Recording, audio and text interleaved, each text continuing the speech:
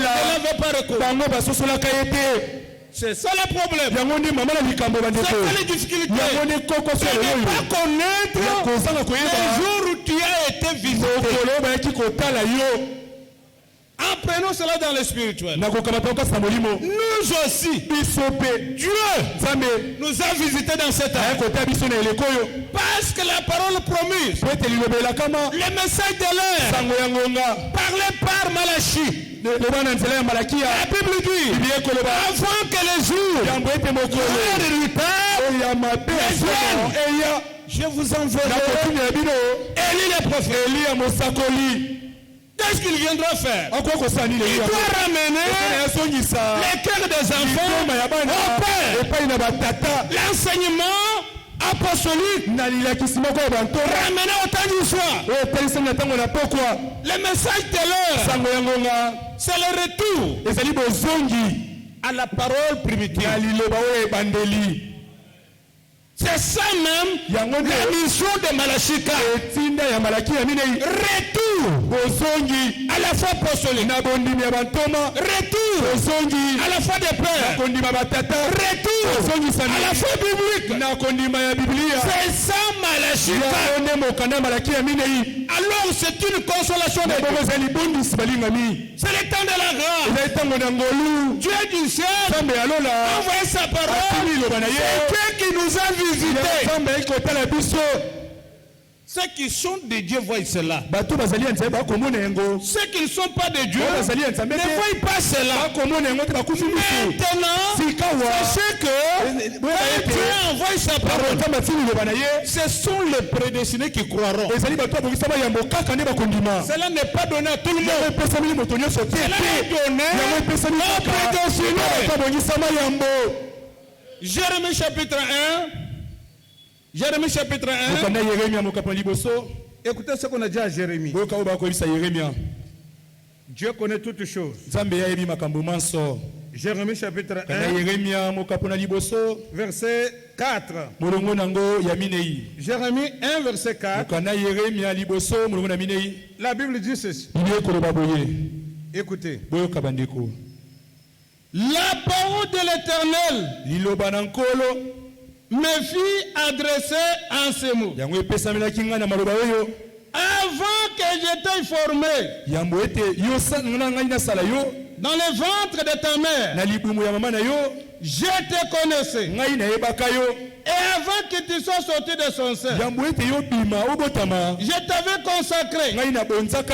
Je t'avais établi prophète des nations. Ici aussi, il y a un peuple que Dieu a connu avant que tu ne sortes dans les seins de ta mère. Dieu te connaissait.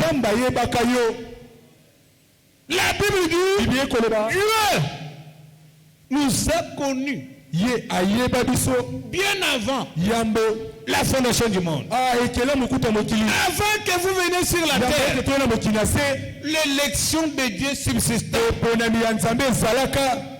C'est Romain qui nous dit cela. Avant que les enfants ne soient nés, avant qu'ils ne fassent ni bien ni mal, l'élection de Dieu subsistait. Et cela sans dépendre des œuvres. Ce n'est pas moi qui dis. C'est la Bible qui dit. Allons dans Romains. Romains chapitre 9, verset 11. Romains chapitre 9, verset 11. Prenons nos Bibles et lisons. L'Écriture dit ceci. Écoutez. Romains 9, verset 11. L'Écriture dit. Car, verset 11, les enfants n'étaient pas encore nés. Et ils n'avaient fait ni bien ni mal. Avant afin que le dessein d'élection de Dieu subsiste sans dépendre des œuvres, par la seule volonté de celui qui appelle. Quand il fut dit à Rebecca, l'aîné sera assujetti au plus jeune, selon qu'il est écrit, j'ai aimé Jacob et Dieu a eu Esaü. Écoutez la question. Que dirons-nous donc? Y a-t-il un Dieu de la justice? Loin de là. Car il dit à Moïse, je ferai miséricorde à qui? Je ferai miséricorde et ferai compassion de qui j'ai compassion. Ainsi donc, cela ne dépend ni de celui qui veut, ni de celui qui court, mais de Dieu qui fait miséricorde. Quand Dieu t'a fait miséricorde, c'est selon sa volonté. C'est Dieu qui a voulu. Est-ce que tu crois le message? Ce n'est pas vos efforts. Écoutez que je vous dise une autre chose. Personne n'a cherché Dieu. Mais c'est Dieu qui nous a cherchés. Même quand nous étions dans la boue du monde, c'est Dieu qui nous a cherchés. Le salut, c'est une prédestination de Dieu. L'enlèvement, c'est une prédestination de Dieu. La thème du Saint-Esprit, c'est une prédestination de Dieu. Tout vient de Dieu. Amen. Dieu a choisi. Ça ne dépend pas de vous. La Bible dit, cela ne dépend pas de celui qui veut, de celui qui court. Non. Mais Dieu, il fait miséricorde. Il endurcit qui il veut. Il fait grâce à qui il veut. Ce n'est pas le fond de l'homme. Dans le salut, dans le programme du salut, l'effort de l'homme n'existe pas. Que le Seigneur dise Amen. Est-ce que toi tu peux faire un effort pour être sauvé? Non. Dieu dit, cela ne dépend ni de celui qui veut, ni de celui qui court, mais que Dieu il fait miséricorde. Il a dit à Rebecca, l'aîné sera sujeté au plus jeune. Jacob était jeune, Esaïe était l'aîné, et celui avait le droit d'aîné, c'est Esaïe. Dieu ne voyait pas cela. Il voyait Jacob prendre le droit d'aîné. C'est Dieu qui l'a voulu. Ce n'est pas l'effort de Jacob. Non. C'est Jacob. Parce que Esaïe devait aller chercher le gibier. Venir donner à son père. Afin que son père puisse le bénir. Mais sa mère, Rebecca lui a dit, non. Faites quelque chose du dehors. Dans leur troupeau. Prépare cela. Va chez ton père. Il puisse te bénir.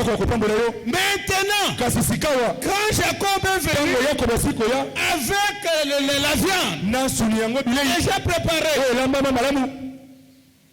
on l'a touché par son père Isaac. Il lui dit, quand je touche le corps, c'est comme le corps d'Esaïe. Mais la voix, c'est la voix de Jacob. Regardez que c'était quelque chose qui était dans le plan. Bien aimé frère, Dieu fait chaque chose selon son plan. Sur la terre, nous venons selon le plan de Dieu. Nous serons enlevés selon le plan de Dieu. Et tout ce qui se fait sur la terre, ce sont les plans de Dieu. J'ai écouté Ward Frank hier. Il parlait, il dit il n'y a aucune autorité qui ne vient pas de Dieu. Toute autorité vient de Dieu. C'est la raison pour laquelle nous devons être soumis aux autorités. Ça vient de Dieu. C'est la raison pour laquelle nous avons le droit de prier pour notre président de la République. Nous devons prier pour lui. Nous devons l'aimer. C'est Dieu qui a voulu c'est qu'il soit là-bas. Alors quand vous le rejetez, vous sortez dans le plan. Parce que Dieu a connu président de la République depuis qu'il ne soit né. C'est Dieu qui connaît toutes choses. Bien aimé frère, une chose qui n'est pas dans la volonté de Dieu n'arrivera pas. Quand quelque chose arrive, Dieu connaît cela dans son plan. Parce que Dieu fait toutes choses bonnes dans son temps. Notre Dieu, il est capable, qui connaît les plans et il marche selon son plan. C'est-à-dire, nous ne devenons pas enfants de Dieu. Nous étions nés enfants de Dieu selon les plans de Dieu. Nous sommes venus dans le monde trouver des choses du monde, embrouiller dans les choses du monde. Cela n'enlève pas le salut que Dieu a. Bien aimé frère, quand Dieu veut sauver, il ne compte pas le temps d'ignorance. Notre vie passée, Dieu ne compte pas. C'est Acte qui dit cela. Acte 17. Verset 30. Acte 17. Verset 30. Écoutez. Dieu, sans tenir compte des temps d'ignorance. Donc le temps d'ignorance n'a pas de considération. Mais Dieu voit ton aujourd'hui. Annonce maintenant à tous les hommes, en tout lieu, qu'ils sont à se repentir. Dieu ne compte pas le temps d'ignorance. Parce que Dieu, s'il pouvait connaître notre ancienne vie, ne serait pas sauvé. Non. Tout, c'est la grâce. Nous ne sommes pas sauvés par les œuvres. Non pas sa grâce. Cela ne dépend pas de vous. C'est Dieu qui l'a voulu. C'est Éphésiens qui dit cela. Lisons d'abord Éphésiens. Je vais un peu parler sur la grâce là. Éphésiens chapitre 2. Éphésiens chapitre 2. Ok. Madame. Verset 8. Éphésiens 2. Car c'est par la grâce que vous êtes sauvés. Amen. Par le moyen de la foi. Et cela ne vient pas de vous. Non. Cela ne vient pas de vous. C'est un don de Dieu. Vous voyez? La grâce de Dieu. C'est Dieu qui l'a voulu. Ça ne vient pas de vous. Pour être sauvé, ce n'est que par la grâce. Dieu travaille pour chaque membre qui sera sauvé. Ce n'est pas ton affaire. C'est l'affaire de Dieu. Verset 9. Ce n'est pas par les œuvres, afin que personne ne se glorifie.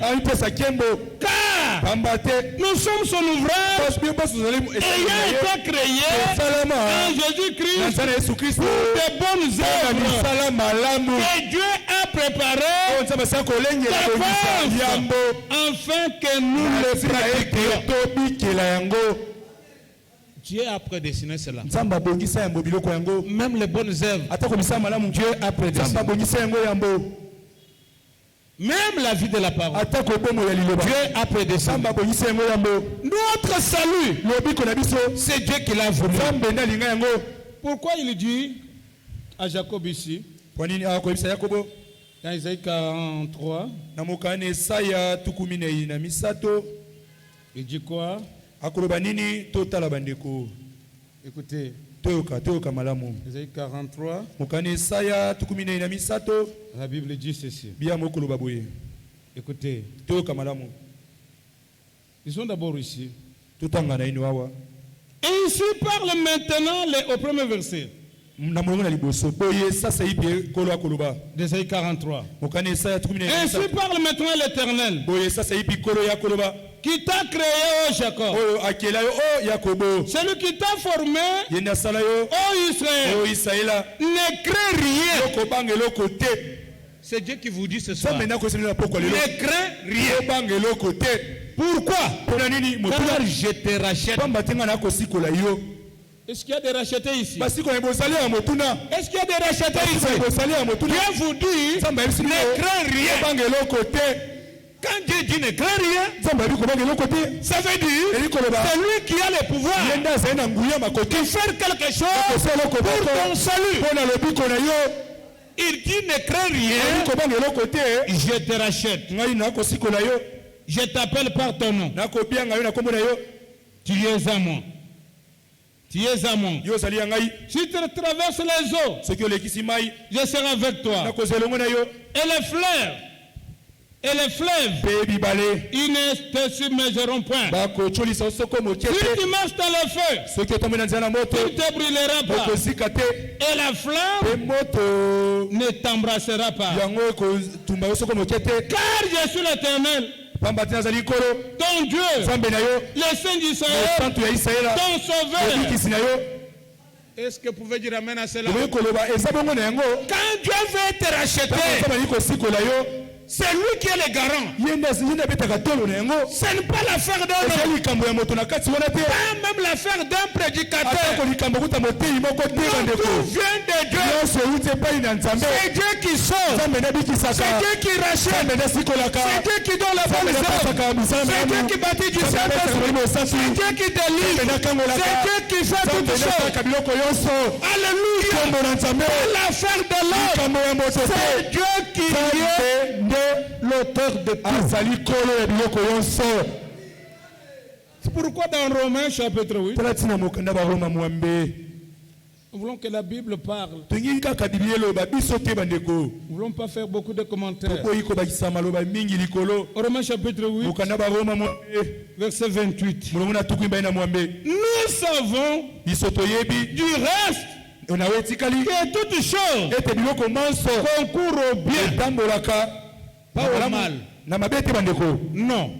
Au bien de ceux qui aiment Dieu. De ceux qui sont appelés selon son dessein. Car ceux qui l'ont connu d'avance. Vous voyez? Le problème c'est d'être connu d'avance.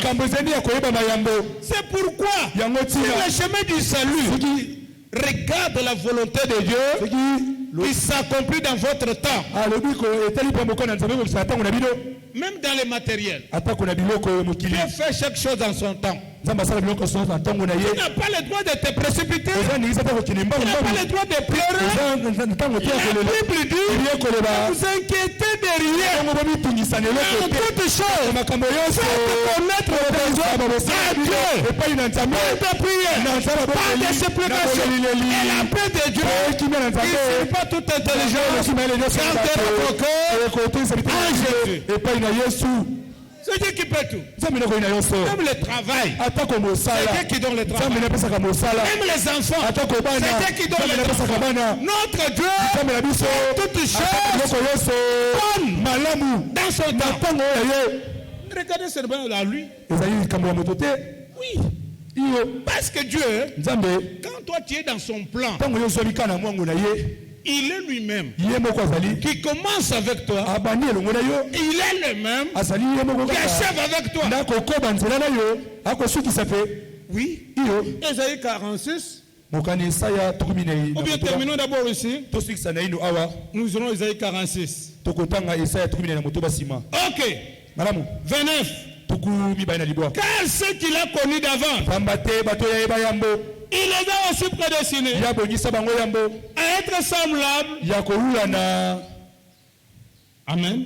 Être semblable à l'image de son fils, afin que son fils soit le premier-né de beaucoup de frères. Amen. Et ceux qu'il a prédestinés, il les a aussi appelés. Et ceux qu'il a appelés, il les a aussi justifiés. Et ceux qu'il a justifiés, il les a aussi glorifiés. Alors c'est Dieu qui marche avec toi. Ce n'est pas tes enfants. Non. C'est Dieu qui commence l'œuvre. Ça ne dépend pas de toi. Ce n'est pas ta volonté. C'est la volonté de Dieu. C'est la raison pour laquelle moi j'ai dit Dieu m'avait connu bien avant la fondation du monde pour que je sois son fils, pas un prédicateur. Je ne serai pas sauvé en tant que prédicateur. Je serai sauvé en tant que fils de Dieu. Et la vie de Dieu soit à moi. Et si la vie de Dieu est à moi, alors ce n'est pas moi qui vis, mais c'est Christ qui vit à moi. Quand Christ vient en toi, et c'est l'espérance de la gloire. Quand Christ vient en toi, ce n'est pas toi qui dois vivre, mais c'est Jésus qui vit en toi. Tout vient de Dieu. Terminons, frère. Écoutez. Et ceux qu'il a prédestinés, il les a aussi appelés. Et ceux qu'il a appelés, il les a aussi justifiés. Et ceux qu'il a justifiés, il les a aussi glorifiés. Et dirons-nous donc si Dieu est pour nous, qui sera contre nous? Si Dieu est pour moi, qui sera contre moi? Les programmes de salut qu'il m'a préparé dès avant la fondation du monde, afin que je sois sauvé, afin que je sois baptisé de ton esprit, afin que je puisse aller dans l'enlèvement. Mais maintenant, qui peut annuler ça? Job dit, sa résolution est arrêtée. Qui s'opposera pour ton salut? Qui s'opposera pour ta bénédiction? Qui s'opposera pour tes enfants? Qui s'opposera pour ton travail? Qui s'opposera? Non! Personne ne peut s'opposer, car c'est le plan de Dieu. Sur la terre, nous sommes un peuple contrôlé. Nous pas sommes comptés par Dieu. Parce que tu es un élu. Parce que Dieu ne peut pas achever l'œuvre qui n'a pas commencé. Dieu achève l'œuvre qu'il a commencé. Amen. Que l'œuvre que Dieu a commencé, qu'il achève. De quoi c'est Philippiens? C'est lui qui a commencé en vous cette bonne œuvre du salut, de la rédemption. C'est lui-même qui la rend parfaite. La perfection commence avec Dieu. Justification, c'est Dieu. Sanctification, c'est Dieu. Baptême du Saint-Esprit, c'est Dieu. La délivrance, c'est Dieu. Tout c'est Dieu. Amen. Vous voyez, Dieu dit, tu es comme quelqu'un que Dieu a branché dans sa main. Quand Dieu t'a branché, Quand Dieu t'a mis, mais qui peut t'enlever là-bas? Personne. C'est que Paul dit ici. Jésus le dit aussi. Oui. Jésus le dit. Dans Jean 10. Jean chapitre 10. Verset 27. Prenons nos Bibles, lisons. Jean chapitre 10. Verset 27. La Bible dit, mes brebis entendent ma voix. Je les connais. Et ils me suivent. Je leur donne la vie éternelle. Et ne périront jamais. Et personne ne les ravira de ma main. Amen. Que les saints disent Amen. Parce que Jésus dit, mes brebis. En d'autres termes, les élus. Que les élus disent Amen. Vous les élus, sachez très bien, si vous entendez la voix de Dieu, si vous entendez ce que la parole de Dieu dit, ce que vous devez faire, vous devez avoir l'oreille percée pour écouter ce que la parole de Dieu dit. Et quand vous écoutez, le Seigneur dit, il vous donne la vie éternelle.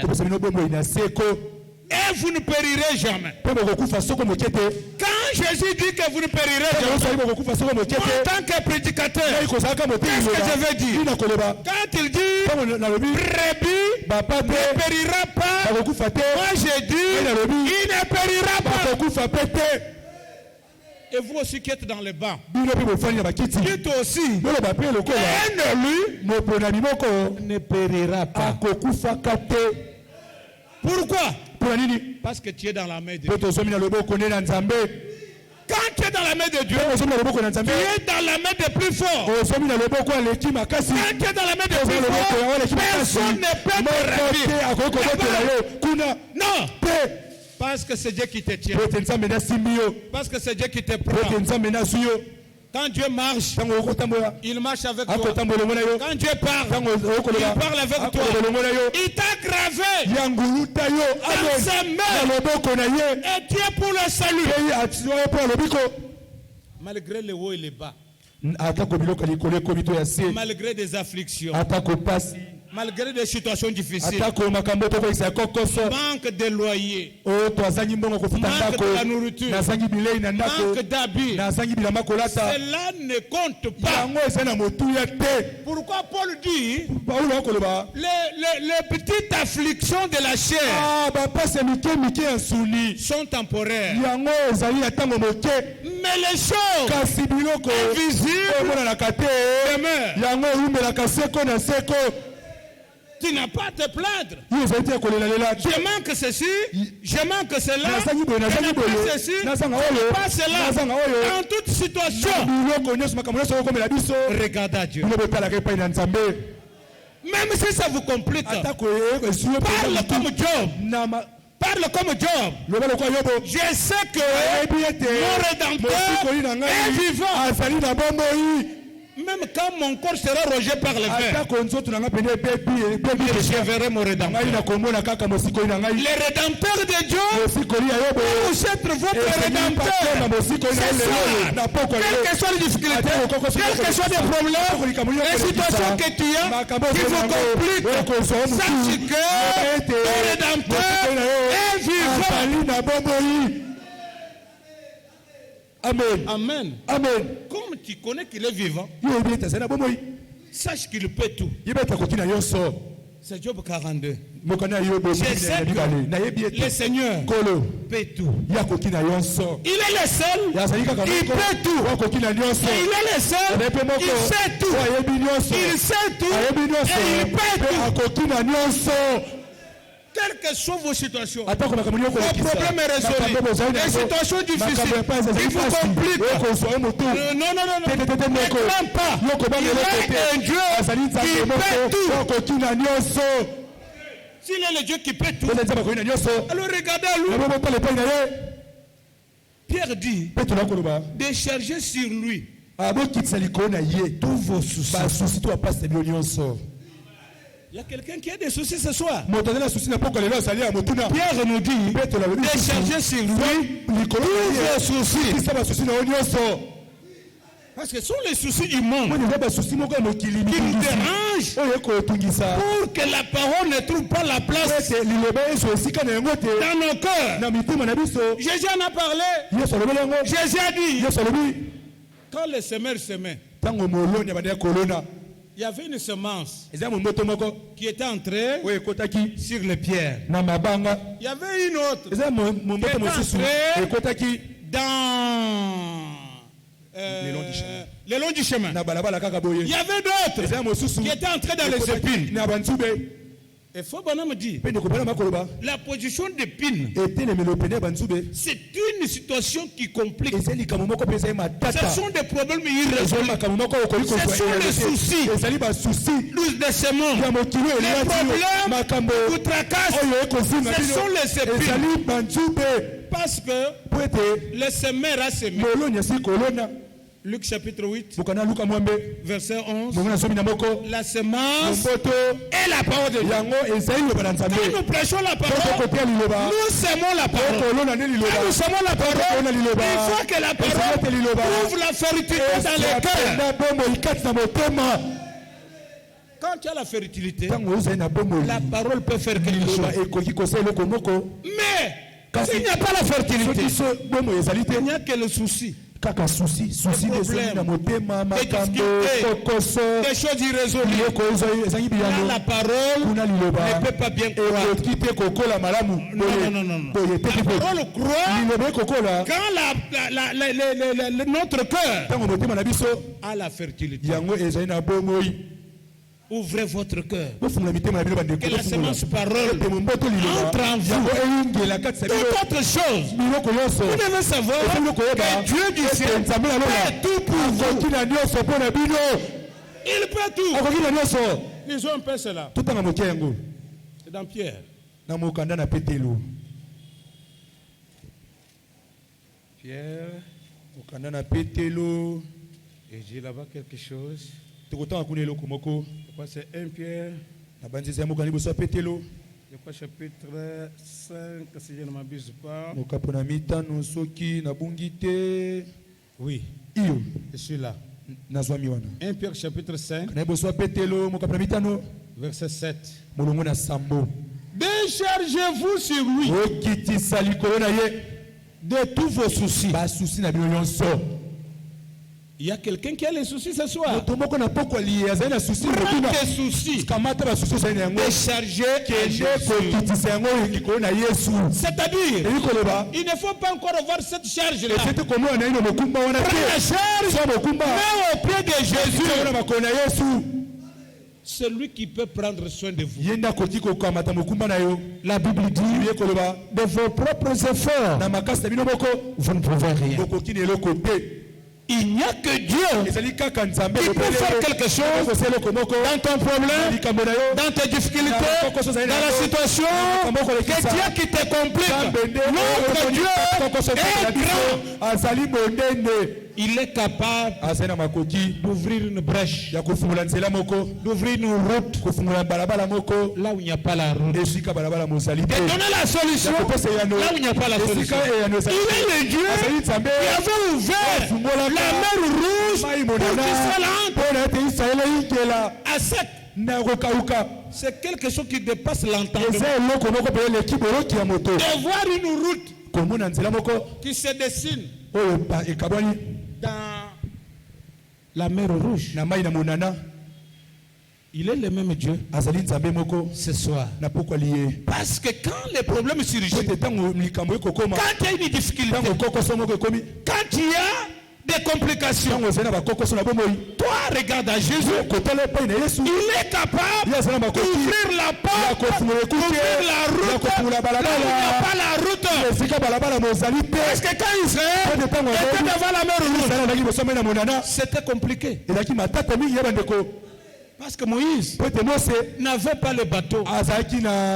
Il n'avait pas la pirogue. Moïse n'avait rien. Mais le problème, ce n'était pas le problème de Moïse. Le problème de Dieu. Parce que c'est Dieu qui avait dit, allez dans la terre promise. Et quand Dieu t'envoie, il prend soin de toi. Peuple de Dieu, nous sommes un peuple en route. Dans la route, il y a des obstacles, il y a des difficultés, il y a des maladies, il y a des choses qui nous compliquent. Les choses compliquent. Et toi tu dois faire. Regarde à Dieu. C'est celui qui t'a mis sur la terre. Il a un mot à dire sur votre maladie. Il a un mot à dire sur vos problèmes. Il a un mot à dire sur tes enfants. Il a un mot à dire sur tout ce que tu cherches. Il est Dieu qui fait tout.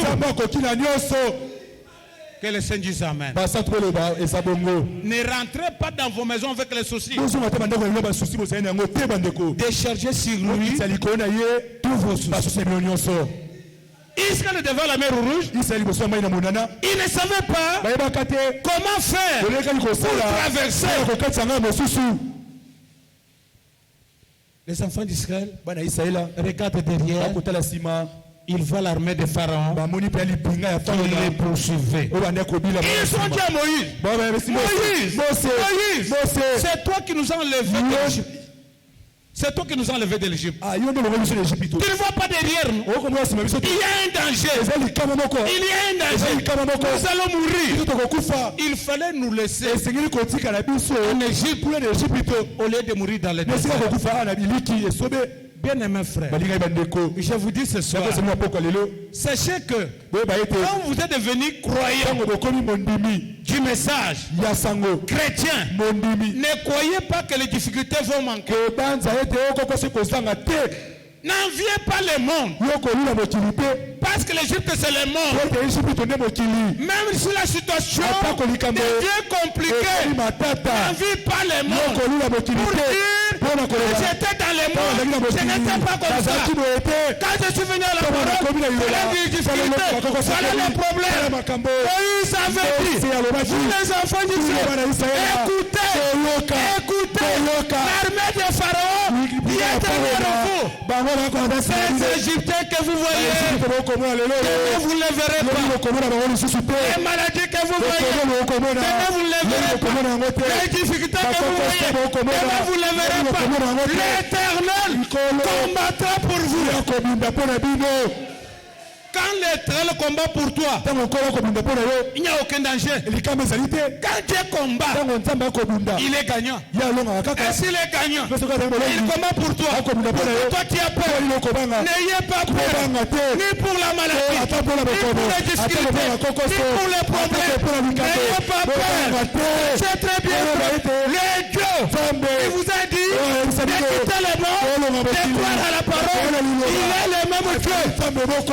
Donner la solution. Il est le même Dieu. Il peut te guérir. Il est le même Dieu. Il peut donner la solution. Et le Seigneur dit Amen. Il est le même Dieu. Il est le Dieu tout-puissant. Mettez confiance en lui. Et à lui seul. Ce n'est pas le problème de Moïse. Non. Dieu avait dit à Moïse, Israël, amène-le au Canaan. Et c'est que Moïse devait faire, c'est ce que Dieu avait dit. Dans cet âge, ce n'est pas le problème de Branham. Ce n'est pas le problème de José. C'est le problème d'Onésime. C'est le problème de Dieu. Quand il y a une situation, regarde à lui. Regarde à lui. À lui seul. Oui. Ruth avait dit à Naomi, ton Dieu sera mon Dieu. Amen. Ton peuple sera mon peuple. Là où tu dormiras, je dormirai là. Mais nous voulons que Dieu que nous vous prêchions, qu'il soit votre Dieu personnel. Ne prends pas les dieux pour les mettre au prédicateur. Non. Qu'il soit votre Dieu. Une situation surgit. Tu dis mon Dieu. Regarde mon problème. Regarde ma situation. Voilà la chose qui m'environne. Voilà la chose, je manque de solution. Il faut que Dieu intervienne. Regardez lui. C'était grave de voir dans la mer Rouge un boulevard. C'était compliqué. Quand Israël pleurait, Dieu du ciel voyait. Quand toi tu as les difficultés, ne crois pas que Dieu ne te voit pas. Dieu connaît toutes choses. Dieu connaît les situations qui t'arrivent. Dieu connaît tout.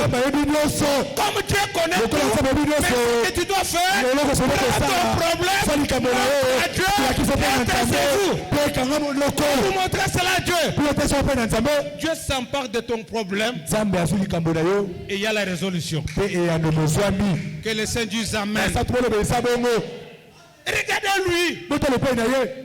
Quand Israël pleurait, Dieu du ciel était. Dieu dit à Moïse, pourquoi s'écrit? Dis aux enfants d'Israël qu'ils marchent. Ce soir, assemblée de Bongolo. Ce que je vous dis, ne pleurez pas. Les difficultés que vous avez, ne pleurez pas. Les problèmes que vous avez, ne pleurez pas. Ce que vous devez faire, marchez par la foi. Marchez par la foi. Quand tu marches par la foi, tu n'as pas peur. Pourquoi? Parce qu'il y a quelqu'un qui t'engage. Il y a quelqu'un qui peut te soutenir. Il a dit cela. Dans Isaïe 46. Isaïe 46. Écoutez comment Dieu dit. Écoutez. Isaïe 46. Verset 3. Écoutez-moi, maison de Jacob. Mais ce soir, il est question de l'assemblée de Congo. Enlevez maison de Jacob, mettez l'assemblée de Congo. Et vous tous, restez à la maison d'Israël. Vous que j'ai pris en ma charge de votre origine. Est-ce que vous écoutez? Vous que j'ai pris à ma charge de votre origine, que j'ai porté de votre naissance jusqu'à votre vieillesse, je serai là jusqu'à votre vieillesse, je vous soutiendrai. Alléluia. Votre Dieu, vous connaissez de votre origine. Depuis que tu étais bébé, Dieu te connaissait. Quand on t'a donné le nom, Dieu te connaissait. Quand tu étais dans l'école, Dieu te connaissait. Quand tu étais dans l'humanité, Dieu te connaît. Quand tu es dans l'université, Dieu te connaît. Ton parcours est contrôlé. Et Dieu dit, jusqu'à votre vieillesse, je vous soutiendrai. Que le Seigneur dise Amen. Vous croyez qu'il y a un Dieu qui nous soutient jusqu'à la vieillesse? Il est le Dieu que nous prêchons. Il est le Dieu réel. Il est le Dieu capable. Mais Israël ne l'avait pas reconnu. Ils n'ont pas reconnu Jésus. Ils ne l'ont pas reçu. Et pourquoi Jésus pleure sur Jérusalem? Il dit, si tu avais connu les choses qui appartiennent à ta paix, si tu les connaissais, ça allait être bien. Mais comme vous les rejetez, sache qu'il y aura un jugement. Il y aura Pierre qui ne sera pas resté sur Pierre. Ça sera renversé. Vous savez, quand Jésus a été rejeté par son peuple, c'était la période d'aveuglement. La Bible dit qu'ils étaient aveuglés de ne pas le connaître. Dans Genèse 42, lorsque Joseph était parmi ses frères, lors de leur premier voyage, ses frères ne l'avaient pas reconnu. Mais oui, Joseph les avait reconnus. Il les avait même piégés. Il les avait même intimidés. Il n'y a pas le temps pour tout lire. Je trouve que vous êtes des espions. Qu'est-ce que vous êtes venu faire ici? Et pourtant, il était déjà gouverneur. Il les regarde et dit écoutez, lorsque vous irez, amenez votre petit cadet là. Parce que Jacob n'avait pas voulu à ce qu'on amène Benjamin. Non. C'était 10. C'était venu en Égypte. Il dit Benjamin ne part pas. Frère Branham, quand il part, il dit que Benjamin et Joseph avaient une même mère. C'était des fils de Rachel. Alors, Jacob était chagriné du fait que Joseph était mort. Il a dit, je ne peux pas encore envoyer Benjamin pour qu'il aille en Égypte. Non, je n'accepte pas. Allez vous-même le dire. Et quand ils sont partis, Joseph les a donné beaucoup de vivres. Il les a dit, quand vous allez, quand vous revenez, pour que je puisse bien vous traiter et bien vous recevoir, amenez votre fils cadet. Est-ce que votre père vit? Oui, notre père vit. Votre fils cadet l'a vu. Écoutez bien mes frères. Alors quand ils sont venus deuxième fois, dans Genèse 45, la Bible dit, c'est là que quand Joseph a vu Benjamin, il ne s'est pas contenu. Il a pleuré. Et Benjamin a pleuré. Il a dit, je suis votre frère Joseph que vous avez vendu. Ils étaient aveuglés pour ne pas les voir dans leur première entrevue. Deuxième entrevue, Benjamin était là. Joseph a pleuré en Égypte.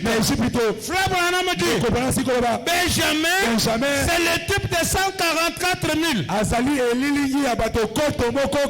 Lorsque les 144 000 seront formés, Zacharie 12:10 sera accompli. Il y aura des lamentations. Il y aura des pleurs. Parce qu'ils verront leurs frères qu'ils avaient vendus. Il était devenu dignitaire. C'est pourquoi mes bien-aimés frères, comme ils avaient rejeté Jésus, la Bible dit, la pierre qu'on rejetait, ceux qui bâtissaient, est devenu la principale des lampes. L'objet de notre prédication, le Seigneur Jésus-Christ. C'est pourquoi nous aussi, ouvrir nos yeux, de connaître le jour de notre visitation. Dieu nous a visités avec la pure parole, à travers le ministère de l'île prophète. Et Dieu nous a encore ajouté le ministère de Matthieu 24:45. Aujourd'hui, nous prêchons la Bible avec détermination, avec exactitude, parce que Dieu nous a bénis.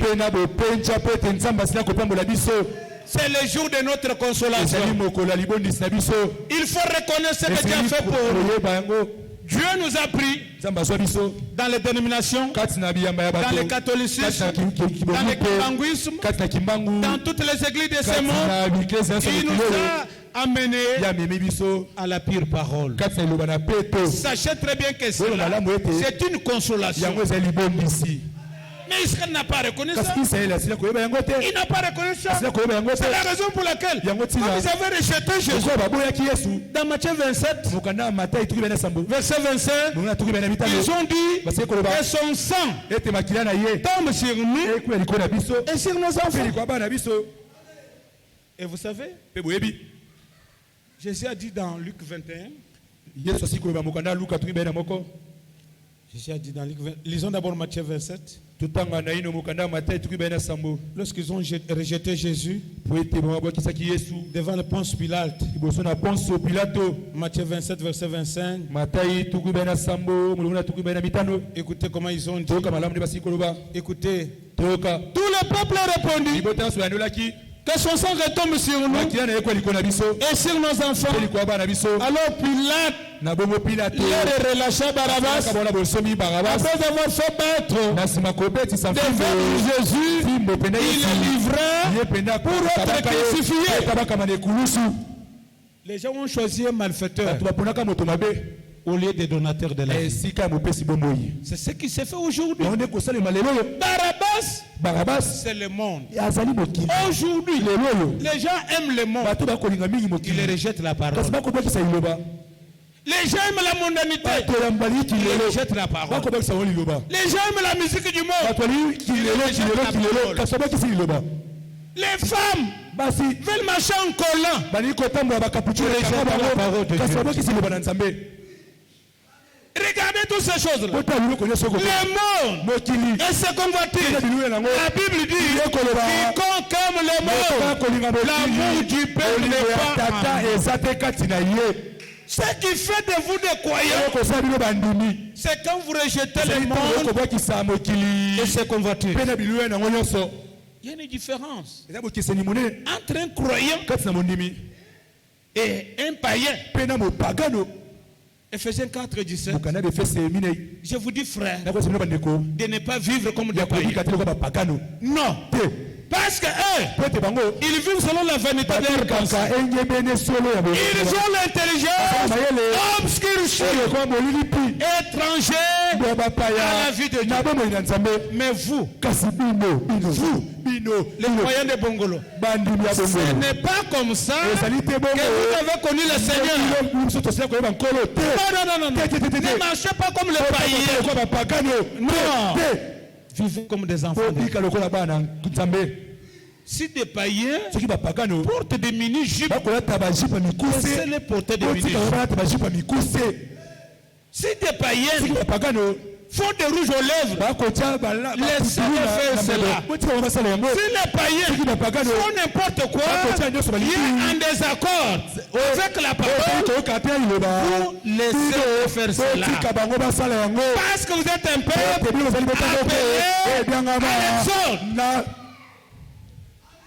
un peuple appelé à l'exode. Vous êtes un peuple appelé à l'exode. Vous êtes un peuple appelé à l'exode. Un peuple qui est appelé à l'exode, il ne peut pas vivre comme les gens de l'Égypte vivent. Vivez comme des croyants. Vivez comme des enfants de Dieu. Israël n'a pas reconnu les jours de sa visitation. Mais nous avons reconnu les jours de notre visitation. Pourquoi? Jésus dit, à cause de cela, il y aura les tranchants de l'épée. Même les temples, frères, dans lesquels vous adorez, sera détruit. Il ne restera pas pierre sur pierre qui sera rabaissé. Dans Matthieu 24, verset 3, vous savez qu'on avait posé à Jésus 3 questions lorsqu'on lui montrait la beauté du temple. Matthieu 24 au premier verset. Dans 5 minutes nous coupons. Comme Jésus s'en allait, au sortir du temple, ses disciples s'approchèrent pour lui en faire remarquer les constructions. Mais il leur dit, voyez-vous tout cela? Je vous le dis en vérité, il ne restera pas ici pied sur pied, il soit renversé. Verset 3. Il s'agit sur la montagne des Oliviers. Et les disciples vinrent en particulier lui poser cette question. Dis-nous quand cela arrivera. Première question. Deuxième question. Quel sera le signe de ton avènement? Ou bien le signe de ta venue? Troisième question. Quel sera le signe de la fin du monde? Trois questions. Et Jésus devait répondre. Première question. Jésus a répondu au verset 15 de Matthieu 24. Le Seigneur dit ceci. Écoutez.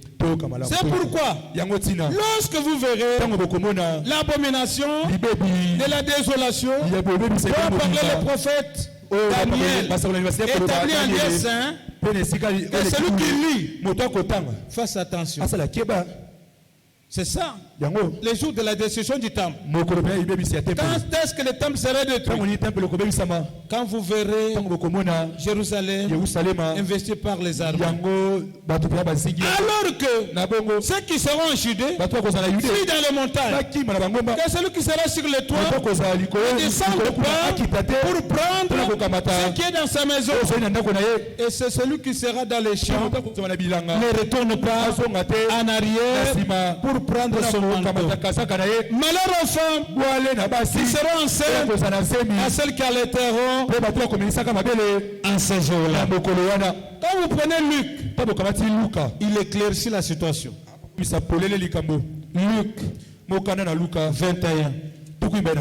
il éclaircit cette situation. Il dit ceci au verset 20 de Luc 21. Lorsque vous verrez Jérusalem investi par des armées, sachez alors que sa désolation est proche. Vous savez, puisqu'elle était barricadée, l'armée de Titus était venue. Ils ont encerclé la ville en l'an 70 de notre ère. Cela a déjà eu lieu. C'est le jour où on a détruit le temple. Le temple qui a été construit n'existe pas. Et quand on a détruit le temple, on a tué Israël par les tranchants de l'épée. Il n'y avait pas arme de feu. Il n'y avait pas arme de feu. Non, non. Tranchant de l'épée. Pour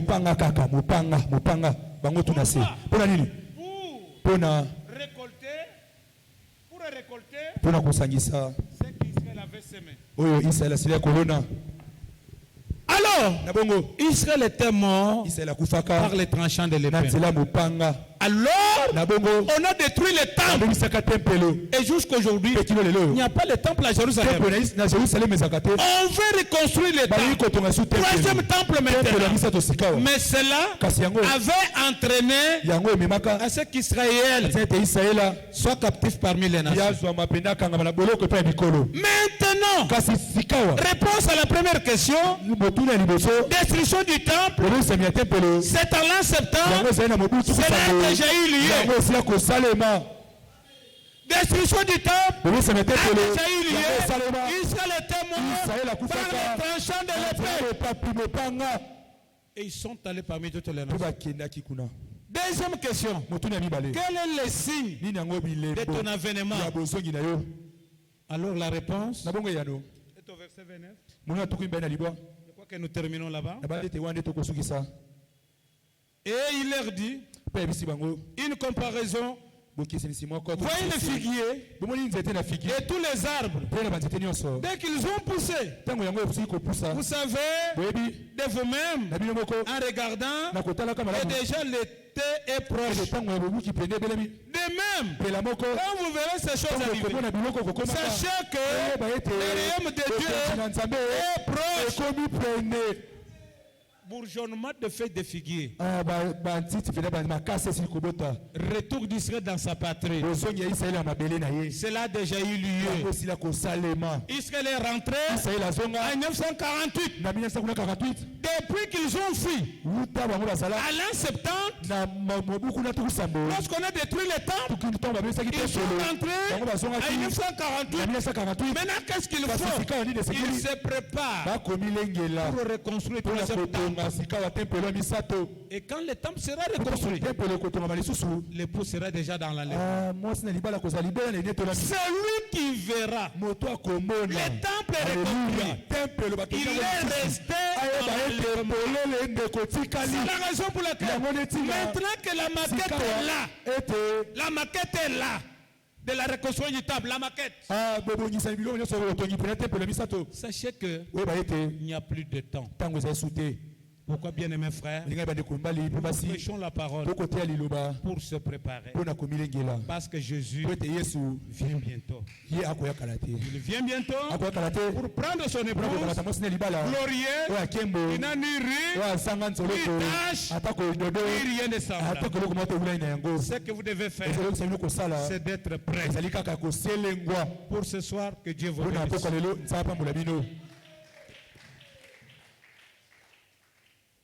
Nous allons chanter. Et puis nous allons prier.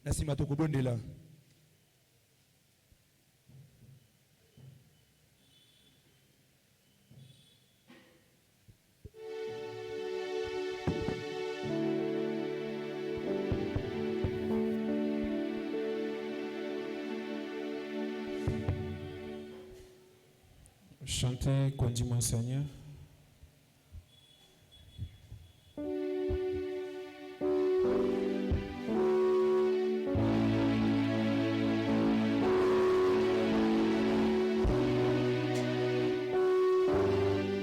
Oui, conduis-moi Seigneur, oh Jésus. Oui, conduis-moi Seigneur.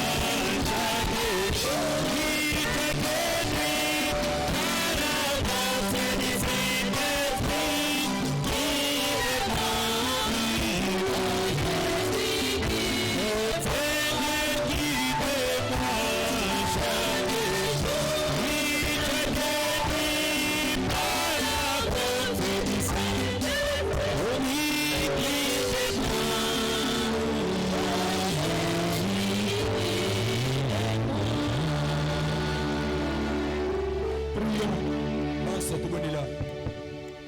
Frère Samuel, tu vas passer après. Bien-aimé Père Céleste, reçois l'honneur et la gloire. Tu as été avec nous, tu nous as parlé au moins de ta parole. Accepte que nous ne soyons pas des auditeurs oubliés. Nous soyons ceux qui écoutent ta parole et qui la mettent en pratique. Bénis la bouche que tu as utilisée, bénis l'interprète. Bénis ton peuple qui est venu pour entendre, Seigneur notre Dieu. Accepte que cette parole trouve place au-dedans de nous. Que cela soit la vie et l'objet de la méditation de tous les jours. Bénis ton peuple, l'Église pour dans le monde entier. Bénis notre chemin de retour. Comme encore la journée de dimanche, nous viendrons encore dans cet endroit pour entendre ta parole. Sois loué, sois glorifié. Que l'honneur et la gloire te reviennent. Au nom de Jésus-Christ, ton Seigneur Sauveur. Amen. Samuel. Nico Samuel.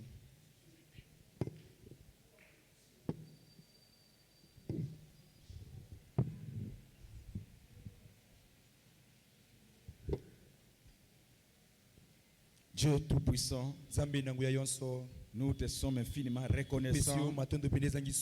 Ce soir, nous venons d'être dans ta table. Tu as dit, rassemblez-moi mon peuple qui ont fait alliance avec moi par les sacrifices. Et je vais leur faire entendre mes paroles.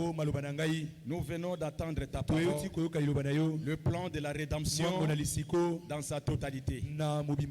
Tu étais venu pour racheter Israël, mais Israël a manqué de te voir. Seigneur, tu disais que j'ai encore d'autres brebis qui ne sont pas de la bergerie en Israël, mais celles-là, aux nations, tu nous as vus, Seigneur. Tu as jeté les regards aux nations pour trouver d'entre les nations un peuple qui porte ton nom. Aujourd'hui nous sommes appelés chrétiens. Ce n'est pas par notre effort. Aujourd'hui nous écoutons le message. Ce n'est pas par notre effort. Aujourd'hui nous avons reçu Jésus-Christ comme notre Seigneur et notre Sauveur. Ce n'est pas dans notre effort, mais selon ton élection. Comme Israël a été aveuglé, maintenant tu nous as fait ouvrir les yeux, abandonner nos dieux de païens. Mais maintenant nous avons accepté. Nous avons reçu le Dieu d'Israël. Aujourd'hui, il est notre Dieu. Le mari de l'Église, c'est toi, Jésus-Christ. Merci Seigneur Jésus. Merci pour le message du temps du soir. Merci pour le temps que nous avons reconnu, le temps dans lequel tu nous as visité. Tu nous as visité ce soir. Tu nous as visité à l'âge de la Odyssée avec un message puissant, avec un prophète puissant. Merci Seigneur Jésus, car ce n'était pas dans notre effort. Tu as dit, ce n'est pas vous qui m'avez choisi, mais moi Jésus, je vous ai choisi et je vous ai établi afin que vous alliez et que vous portez des fruits et que votre fruit demeure. Seigneur Jésus-Christ, le fruit qui demeure jusqu'à ton retour. Nous le croyons de tout notre cœur que le message, c'est la parole originelle qui est appelée le monde à l'existence. C'est ce même message. C'est ce même message qui a appelé ce monde à l'existence. C'est ça l'évangile éternel. Et dans cet évangile éternel, il y a la vie, il y a la paix, il y a le Saint-Esprit, il y a la guérison, il y a la protection, il y a tout. Même l'enlèvement de l'Église ne peut pas se produire sans d'abord que tu puisses envoyer ce message. Et ce message qui nous prépare, ce n'est pas William Branham, ce n'est pas un homme, mais c'est ce message qui nous prépare. Est-ce que ce message que nous avons écouté ce soir par la bouche de ton serviteur, au nom de Jésus-Christ, que ce message ouagne tous nos êtres, l'âme, esprit et nos corps sanctifiés, remplis du Saint-Esprit, car tu viendras prendre une église qui est remplie du Saint-Esprit. Seigneur Jésus-Christ, nous nous tournons le regard vers toi. Toi le chef et le consommateur de notre foi. Viens Seigneur, scellez chaque âme ce soir au nom de Jésus-Christ. L'heure est avancée Seigneur. Il est plus tard que nous le pensons. Ton avenir est tellement certain. Ton arrivée est tellement certaine. Nous croyons que dans l'un des 4 matins, nous allons quitter ce monde. Les signes précurseurs sont déjà ouverts. Nous voyons Israël se rassembler. Nous voyons leur monnaie. Nous voyons leur drapeau. Nous voyons tous les préparatifs qui sont en train de se faire.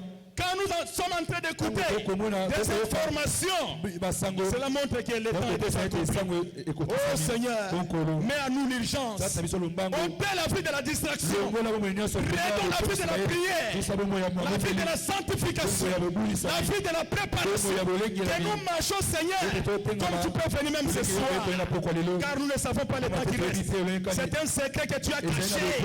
Mais Seigneur, je sais qu'à bientôt, tu sais que tu vas revenir. Et je sais que quand tu reviendras, Seigneur, tu viendras nous prendre. Le message ne retournera pas sans effet. C'est toi qui as préparé. C'est toi qui as envoyé le message. Le message ne peut pas retourner. Ça tout va nous prendre. Si nous n'étions pas là, le message ne pouvait pas venir. Mais comme tu nous as vu avant la fondation du monde, nous allons croire ce message. Laisse que l'impact du message, l'impact de la révélation de la Bible puisse nous donner la vie, la sainteté, la puissance, la victoire. Nous le croyons de tout notre cœur. Merci Seigneur pour la bonne parole de ce soir. Merci pour la parole de la préparation. Merci Seigneur. Je crois que si tu reviens ce soir, tu viendras prendre un peuple bien disposé, car le message nous prépare déjà. Merci Père Céleste. Tu as dit consulter les livres, aucun ne fera défaut. Nous croyons que ce que tu as connu d'avance, tu les as appelés. Et ce que tu as appelé, tu les as justifiés. Et ce que tu as justifié, tu les as glorifiés. Et nous croyons ce soir, par la proclamation de la parole, nous sommes glorifiés. Nous étions en très faibles. Nous sortons forts. Nous étions très malades. Nous sortons guéris. Nous étions arrivés avec des soucis. Nous sommes consolés. Tu as dit consolez mon peuple. Maintenant tu as parlé à notre cœur. Que nos péchés effacés. Ce soir, nous croyons que nous allons sortir sans péché, avec la joie du salut, avec la sainteté, avec l'amour divin. Nous avons manqué l'amour. Et dans cette parole, il y a l'amour. Donne à chacun de nous l'amour divin. Donne à nous le cœur nouveau. Donne à nous l'esprit nouveau. Donne à nous le baptême du Saint-Esprit et la régénération au nom de Jésus-Christ de Nazareth. Seigneur, fais prospérer cette église. Que cette église prospère à tous égards. Au nom de Jésus-Christ, que les malades soient guéris. Même les autres qui sont restés à la maison, dans des hôpitaux, avec des problèmes. Au nom de Jésus-Christ, qui reçoivent tous la solution pour la gloire de Jésus-Christ. Et quand nous allons sortir, nous croyons que ton l'ange qui accompagne ces messages, va accompagner chacun de nous à la maison. Pas d'accident. Pas d'incidence, pas de soucis. Nous avons tout déchargé devant toi. Et celle qui a dit venez à moi, vous tous êtes fatigués et chargés, je vous donnerai du repos. Nous croyons que nous allons sortir avec le repos. La vie du péché est terminée. La vie des mensonges est terminée. La vie de la distraction est terminée. Maintenant c'est le temps du salut. C'est le temps où nous marchons la tête haute en tant que des pèlerins et en tant que le fils du grand roi.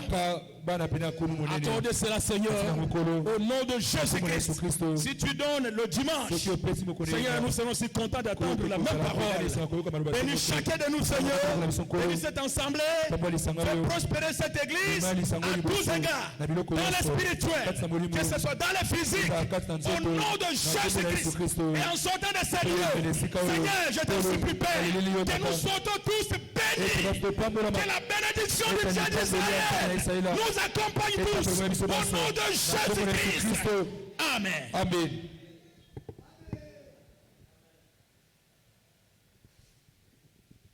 Que Dieu vous bénisse. Il y a des frères qui nous ont salués dans la ligne. Il y a frère Joseph Mboui. Il y a frère Giton Base, bloqué au travail. Il y a frère Jacques Maloba. Il y a sœur Ndonga Sarah. Il y a sœur Marceline Mapua. Il y a frère Vincent Luyeye Matondo. Il y a sœur Jolie. Il y a frère Onésime Melo. depuis Matadi. Il y a Jérémy Mafolo. Il y a Isma Sami Ngunga. Il y a Majesté Divin. Tous ces frères et sœurs nous ont salué au nom de Jésus-Christ. Et le frère, il y a le bien-aimé du centre missionnaire de Matadi. Il avait chargé de saluer l'assemblée de Bongolo au nom de Jésus-Christ. Et surtout aussi frère André Vingu, le pasteur. Et il nous avait aussi salué. Vraiment, que Dieu vous bénisse. C'était par l'intermédiaire de frère Joël Mpiana. Frère Joël Mpiana, il est où? Hein? Hein? Ah, traducteur. Merci, parce que je ne connais pas ton nom, frère. Tu viens de Matadi? Oui, oui. Merci beaucoup. Ah, oui, oui. Non, chez les frères, les centres de Matadi. Ah, ok. Que Dieu vous bénisse. Priez pour nous. Priez pour moi. Priez pour frère Melo. Là où il est à Matadi. Il est allé là-bas pour une bonne cause. Que Dieu puisse l'assister. Et que son retour, peut-être lundi, il peut être là avec nous. Que Dieu puisse le bénir. Et qu'il vous bénisse aussi. Si telle est sa volonté, nous serons encore là dimanche, ou plus tard à 9h30. N'oubliez pas d'inviter les autres qui peuvent communier avec nous. Y a-t-il ceux qui sont venus pour la première fois? Si tu es là, frère, mettez-vous debout. Nous voulons te connaître et te saluer.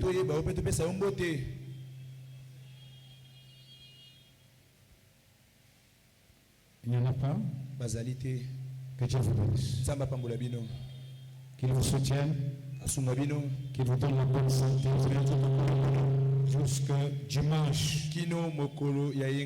Que Dieu vous bénisse beaucoup. Nous chantons, nous sortons. Que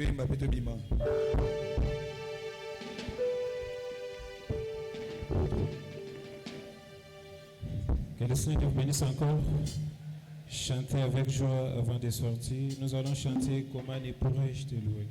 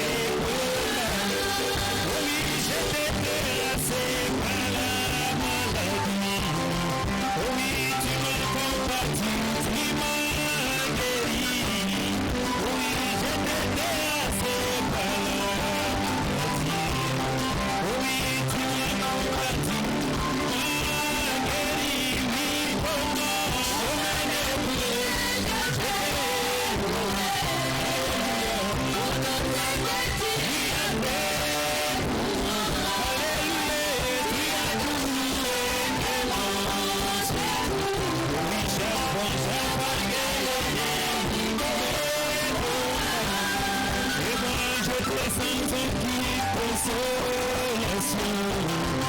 Oui, tu m'as rempli de ton Saint-Esprit. Oui, j'étais sans aucune consolation.